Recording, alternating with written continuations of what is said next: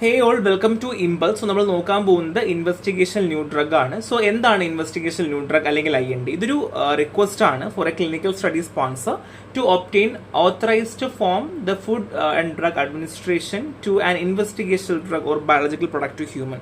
So ഒരു human ഒരു drug ഉപയോഗിക്കണം എന്നുണ്ടെങ്കിൽ, അല്ലെങ്കിൽ അതൊരു ബയോളജിക്കൽ ആക്ടിവിറ്റി ഉള്ള അല്ലെങ്കിൽ തെറാപ്യൂട്ടിക് ആക്ടിവിറ്റി ഉള്ള ഒരു സാധനം ഉപയോഗിക്കണം എന്നുണ്ടെങ്കിൽ അതിന് മുന്നേ കൊടുക്കുന്ന ഒരു പ്രോസസ്സും ആപ്ലിക്കേഷനും ഒക്കെ വരുന്നൊരു ഭാഗമാണ് ഈ IND എന്ന് വെച്ചാൽ. സോ ഏതൊരു എക്സ്പെരിമെന്റിനും നമ്മളൊരു ഡ്രഗ് ചൂസ് ചെയ്യുമ്പോൾ അല്ലെങ്കിൽ ഡ്രഗ് ആണ് എന്ന് പറയാൻ ക്ലെയിം ചെയ്യണമെങ്കിൽ അതിനെന്തുണ്ടാവണം? ഫാർമക്കോളജിക്കൽ ബയോളജിക്കൽ ആക്ടിവിറ്റി ഉണ്ടായിരിക്കണം. സോ അതുകൊണ്ട് തന്നെ ഇൻവിട്രോ ഫോർ ഡയഗ്നോസ്റ്റിക് പേർപ്പസിനൊക്കെ വേണ്ടി നമ്മൾ അതിന് വേണ്ടി യൂസ് ചെയ്യേണ്ടി വരും, വിധേയം ചെയ്യേണ്ടി വരും. അതുകൊണ്ട് തന്നെ ഈ ഒരു ടേം ഉദ്ദേശിക്കുന്നത് biological product use in in vitro for diagnostic purpose എന്ന് തന്നെയാണ് ഈ IND കൊണ്ട് ഉദ്ദേശിക്കുന്നത് കേട്ടോ.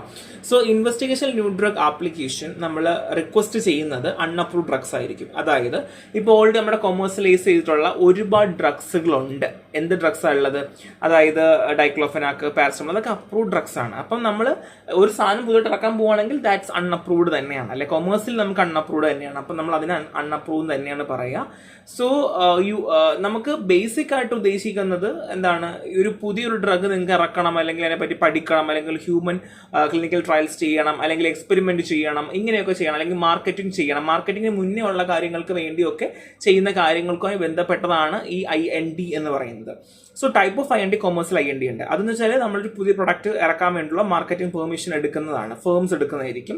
ആൻഡ് നോൺ കൊമേഴ്സ്യൽ IND ഉണ്ട്. ഇത് നോൺ കൊമേഴ്സ്യൽ റിസർച്ച് പേർപ്പസ് ആണ്. അവിടെ തന്നെ ഇൻവെസ്റ്റിഗേറ്റേഴ്സ് IND ഉണ്ട്. അതായത് നമ്മൾ ഡയറക്ട്ലി ആർണോ റെസ്പോൺസിബിൾ ആയിരിക്കുന്ന അവർ തന്നെ ഇൻവെസ്റ്റിഗേഷൻ മെഡിസിൻ, ബേസിക്കലി ഫിസീഷ്യൻസ് ഒക്കെ ആയിരിക്കും. അവരായിരിക്കും എന്ത് ചെയ്യുക? നേരിട്ട് പോയിട്ട് IND അപ്രൂവൽ എടുക്കുക. Submit by a physician who initiate and conduct investigation directly responsible for administering the investigation medicine. അപ്പം വേണം എന്നുള്ള ആൾക്കാർക്ക്.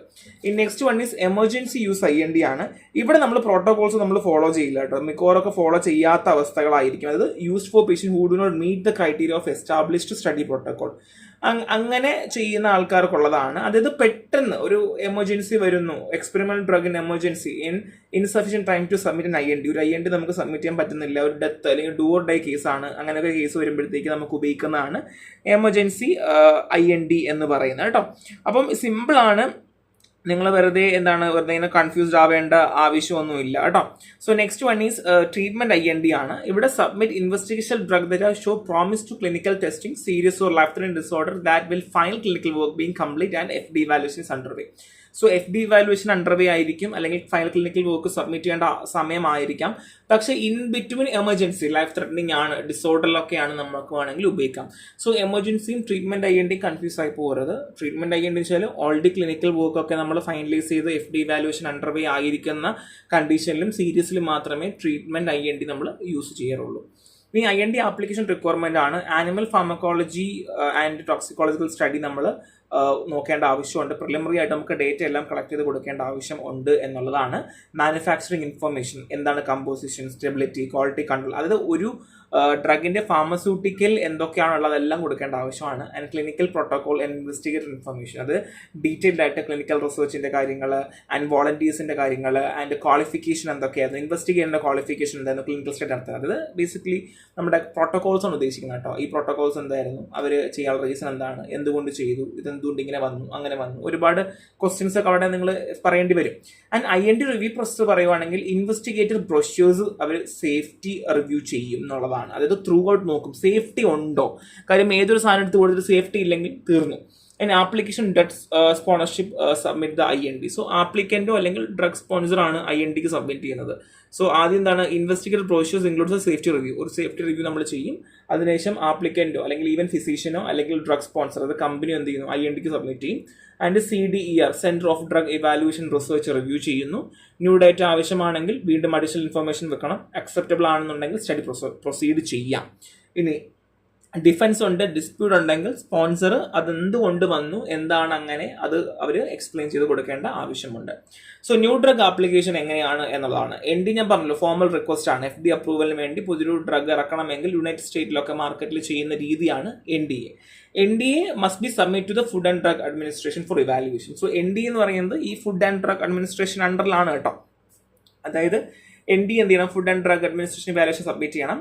ഒബ്ജക്റ്റീവ് പറയുവാണെങ്കിൽ സേഫ്റ്റി, എഫിക്കസി ഒരു ബെനിഫിറ്റ്സ് ഉണ്ടാവണം, ഒരു റിസ്ക് ഫാക്ടറും ഇല്ലാതെ ബെനിഫിറ്റ് ഉണ്ടാവണം, ലേബിളിംഗ് പ്രോപ്പർ ആയിരിക്കണം, മാനുഫാക്ചറിങ് എല്ലാം quality control like ideal strength, quality, purity ഒക്കെ മെയിൻറ്റൈൻഡ് ആയിരിക്കണം. അത് അഷ്വറും ചെയ്യണം. അറ്റ് ദ എൻഡ് സേഫ്റ്റി ഉണ്ടായിരിക്കണം.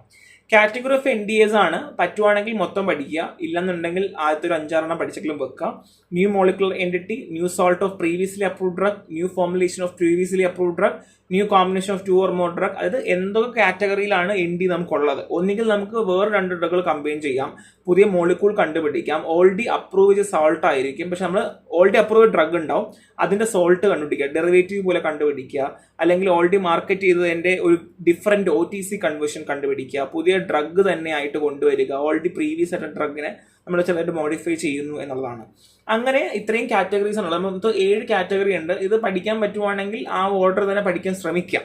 Type of application of drug marketing ഓതറൈസേഷനിലാണ് ന്യൂ ഡ്രഗ് ആപ്ലിക്കേഷൻ NDA ഉണ്ട്, ബയോളജിക്കൽ ലൈസൻസ് ആപ്ലിക്കേഷൻ BLA ഉണ്ട്, 505(b)(2) ആപ്ലിക്കേഷൻ പേപ്പർ NDA ഉണ്ട്, and supplementary new drug application SNDA ഉണ്ട്. ഇത് ഇത്രയും പഠിക്കണം. കോമ്പറ്റേറ്റീവ് എക്സാംകാർക്ക് വളരെ ഇമ്പോർട്ടന്റ് ആണ്. മിക്കവാറും ചോദ്യം ഇവിടെ നിന്ന് ഉണ്ടാകാറുണ്ട് എന്നുള്ളതാണ്. NDA റിക്വയർമെന്റ് എന്താണ്? First of all content and format of application. So എന്തൊക്കെ ഡേറ്റ നിങ്ങൾ ചെയ്തോ, എന്തൊക്കെ നിങ്ങൾ മരുന്നിന് വേണ്ടി പഠിക്കാൻ വേണ്ടി ഉപയോഗിച്ചോ, അതെല്ലാം നിങ്ങൾ കൊടുക്കേണ്ട ആവശ്യമാണ്. അപ്പോൾ അത് ആദ്യം ഡേറ്റ ഗ്യാദർ ചെയ്ത് വെക്കണം.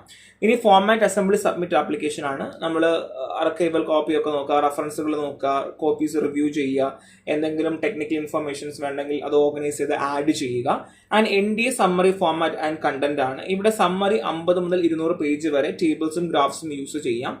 NDA സമ്മറി എന്ന് പറയുമ്പോൾ അനോട്ടേഷൻ, പാക്കേജ്, ഇൻസേർട്ട്, അതായത് ലേബിളും text with reference, pharmacological class, intended use, അതായത് കെമിക്കൽ മാനുഫാക്ചറിംഗ് കൺട്രോൾ, അതായത് ഒരു ഡ്രഗിനെ പറ്റിയിട്ടുള്ള എല്ലാ കാര്യങ്ങളും, stability, property, physical and chemical property, description, composition and formal marketing history, അതായത് ഇതിന് മുന്നേ ഉണ്ടായിട്ടുണ്ടോ ഈ ഡ്രഗിനെ പറ്റി അങ്ങനെയുള്ള ഇൻഫർമേഷൻസ് ഉണ്ടെങ്കിൽ ആ കാര്യങ്ങൾ. And non clinical pharmacology and toxicology study, അതായത് ടോക്സിക്കോളജി സ്റ്റഡി ഉണ്ടെങ്കിൽ അങ്ങനെ, കാർസിനോജെനിസിറ്റി ഉണ്ടോ, റീപ്രൊഡക്ഷനെ ബാധിക്കും. അപ്പം ഈ ടോക്സിക്കോളജി അല്ലെങ്കിൽ ടോക്സിറ്റി, ഫാർമസ്യൂട്ടിക്കൽ, കാർസിനോജെനിസിറ്റി, റീപ്രൊഡക്ഷൻ അല്ലെങ്കിൽ ADM, ഇത് ഇത്ര ഇമ്പോർട്ടൻ്റ് ആണ് കേട്ടോ. ഏതൊരു പുതിയ ഡ്രഗ് ഇറക്കുമ്പോഴും നോക്കണം കാർസിനോജെനിസിറ്റിക്ക് പ്രശ്നമുണ്ടോ, റീപ്രൊഡക്ഷൻ. കാര്യം ഹ്യൂമനെ സംബന്ധിച്ച് reproduction is an important thing അല്ലേ. അപ്പോൾ അതുകൊണ്ട് അങ്ങനെയുള്ള മേജർ കാര്യങ്ങളൊക്കെ നമ്മൾ നോക്കേണ്ടത് വളരെ അത്യാവശ്യമാണ്. Because it's very very important. And human pharmacokinetic and bioavailability summary, അതായത് നമ്മുടെ ബയോ അവൈലബിലിറ്റി എങ്ങനെയാണ്, ഫാർമോകൈനറ്റിക് പ്രോപ്പർട്ടി എങ്ങനെയാണ്, ആ കാര്യങ്ങൾ നോക്കണം. Microbiological summary like mechanism of action, anti microbials resistance, അങ്ങനെ എന്തെങ്കിലും നോക്കണം. And clinical data and statistical analysis, അതായത് ലൈക്ക് കൺട്രോൾഡ്, അൺകൺട്രോൾഡ് സ്റ്റഡീസ് എങ്ങനെയാണ്, അല്ലെങ്കിൽ ഓവർവ്യൂ സ്റ്റഡീസ് എങ്ങനെയായിരുന്നു, അല്ലെങ്കിൽ സേഫ്റ്റി നോക്കേണ്ട ആവശ്യമുണ്ട്. അങ്ങനെയുള്ള ബേസിക് കാര്യങ്ങൾ, ഒരു ഡ്രഗുമായി ബന്ധപ്പെട്ട എല്ലാ കാര്യങ്ങളും നോക്കേണ്ട ആവശ്യമാണ്. And next one is NDA technical section. So chemistry, manufacturing controls, non-clinical pharmacology, toxicology, human pharmacokinetic and bioavailability. നേരത്തെ പറഞ്ഞ ഭാഗങ്ങൾ തന്നെയാണ്. NDAക്ക് ഇതുപോലെ ഡിഫറെന്റ് ഡിപ്പാർട്ട്മെന്റ് സെക്ഷൻസ് ഉണ്ട്. ഓരോ ചെക്ക് പോയിന്റ്സ് ആണ്. ഈ ചെക്ക് പോയിന്റ്സിലൂടെ കടന്നു പോയി drug abuse, overdose information, benefits, sample, method validation, labelling, case report, even patent information വരെ അവർ നോക്കാറുണ്ട്. ഇത്രയും സെക്ഷൻസ് NDA ടെക്നിക്കൽ സെക്ഷൻസ് ഉണ്ട്. ഇത്രയും ചെക്ക് ചെയ്ത് ഫോളോ ചെയ്ത് കംപ്ലൈൻസ് ചെയ്താൽ മാത്രമേ എന്ത് ചെയ്യുള്ളൂ, ഒരു ഡ്രഗ് ആപ്ലിക്കേഷൻ പോലും അപ്രൂവ് ആവുകയുള്ളൂ. ഇനി അബ്രിവേറ്റ് ന്യൂ ഡ്രഗ് ആപ്ലിക്കേഷൻ ആണ് ANDA. ANDA submitted for generic drug approval. Already നമ്മൾ കഴിഞ്ഞ ക്ലാസ്സിൽ ജനറിക് ഡ്രഗ് അപ്രൂവൽ എന്ന് പറഞ്ഞിരുന്നു. So once approved, the manufacture can market the generic drug as safe, effective and cost effective.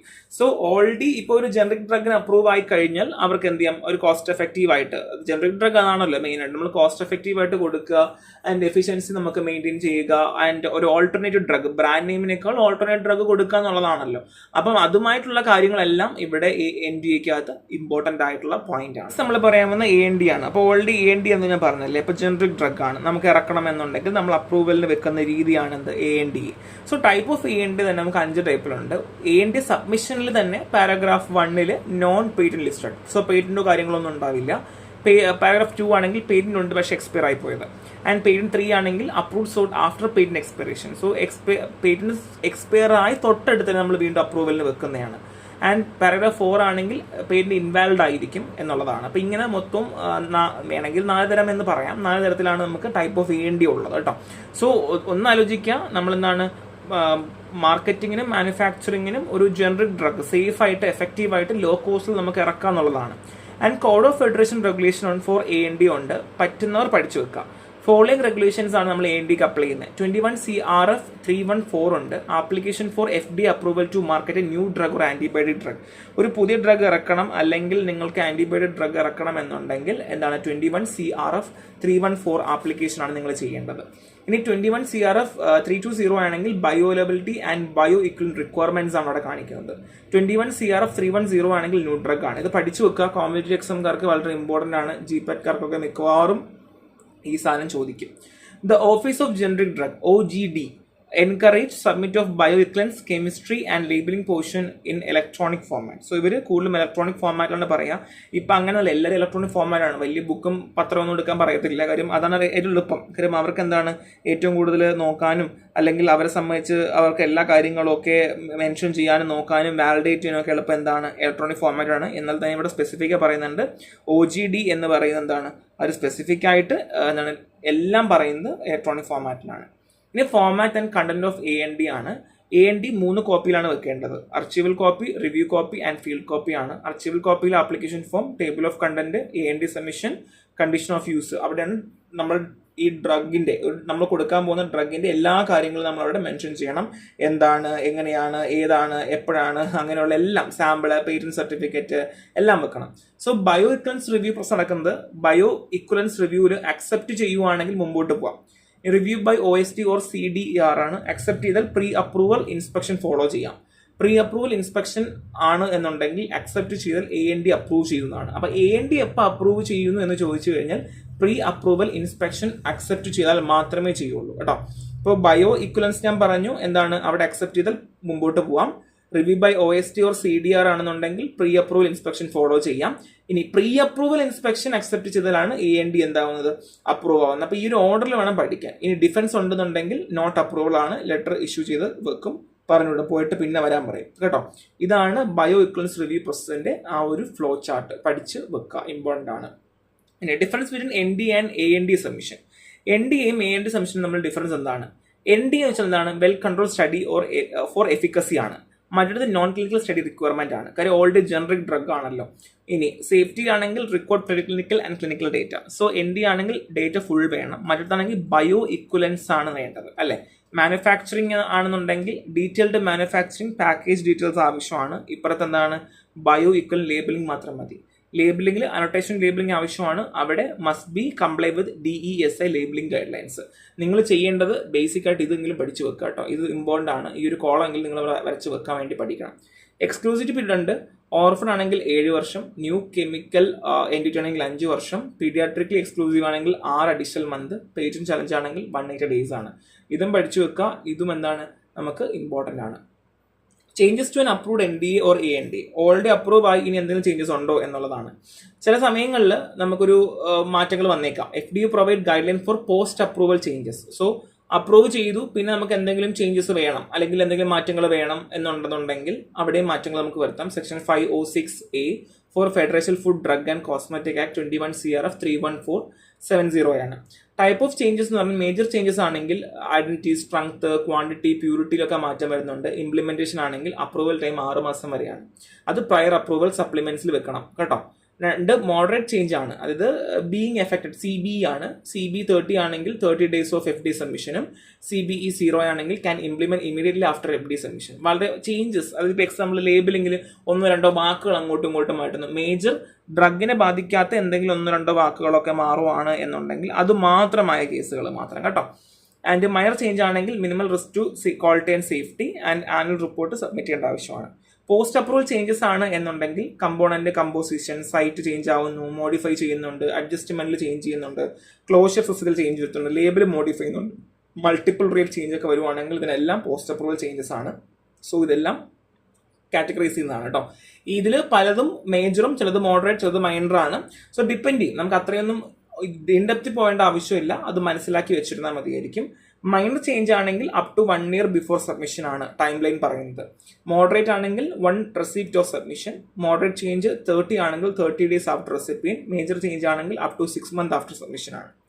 അപ്പം ഈ ഒരു order തന്നെ പഠിക്കുക. ഇത് കുറച്ച് കൺഫ്യൂസിങ് ആണെങ്കിലും പക്ഷെ ഭയങ്കര സിമ്പിൾ ആണ്. എന്താണ് ബേസിക് ഐഡിയ എന്ന് മനസ്സിലാക്കി കുറച്ച് കാണാതെ പഠിക്കാനുള്ള ഫോർമാറ്റുകളുണ്ട്. അതായത് ഇപ്പോൾ ഇതിനകത്ത് ഈ CB30 അല്ലെങ്കിൽ ഇതിനൊക്കെ എന്താണ് ബയോക്ലൻസ് പാര 1, 2 എന്നൊക്കെ പറയുമ്പോൾ തന്നെ കുറച്ച് കാണാതെ പഠിക്കാനുണ്ട്. പക്ഷേ ഐഡിയ മനസ്സിലാക്കി കഴിഞ്ഞാൽ നിങ്ങൾക്ക് എളുപ്പമാണ്. നിങ്ങൾ വേറെ കാര്യങ്ങളൊന്നും ചെയ്യേണ്ടത്, അതുപോലെ അങ്ങ് ഫോളോ ചെയ്ത് പോയാൽ മതിയായിരിക്കും, വേറെ ഒന്നും ചെയ്യേണ്ടി വരില്ല. അപ്പോൾ നെക്സ്റ്റ് ക്ലാസ്സിൽ കാണാം. Thank you.